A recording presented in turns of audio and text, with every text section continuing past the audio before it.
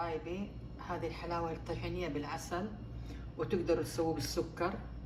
تقدروا تسووه يعني حابين سكر أبيض برضه تقدروا تسووا بالسكر أسمر. أنا سويتها بالعسل وعسل طبيعي. اللي عندهم مرضى سكر ينفع لهم دي أحسن من السكر. عرفتوا علي؟ إن شاء الله ينال إعجابكم يا حلوين. شوفوا يا حبايبي، سويت حلاوة طحينية بالفستق الحلبي، وتقدروا تسووه بالكاجو بأي نوع من المكسرات اللي انتوا تحبوها، وبالبيكان تقدروا تسووها. فسويت حلاوة طحينية، والرابط طريقة الحلاوة الطحينية في الرابط عندكم في اليوتيوب وعندكم في التيك توك كمان. حابة اني ايش اقلبها وتشوفوا.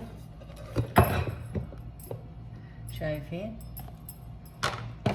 نقسمها دحين امامكم.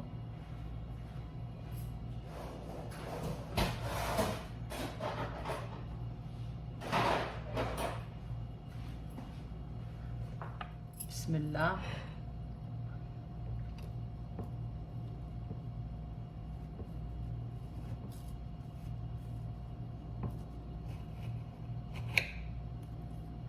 شوفوا ما شاء الله.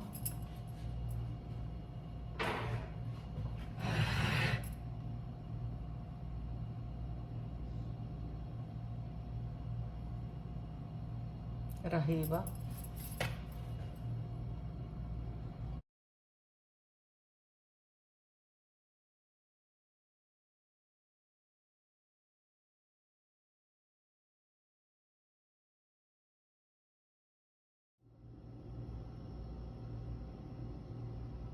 قولوا ما شاء الله.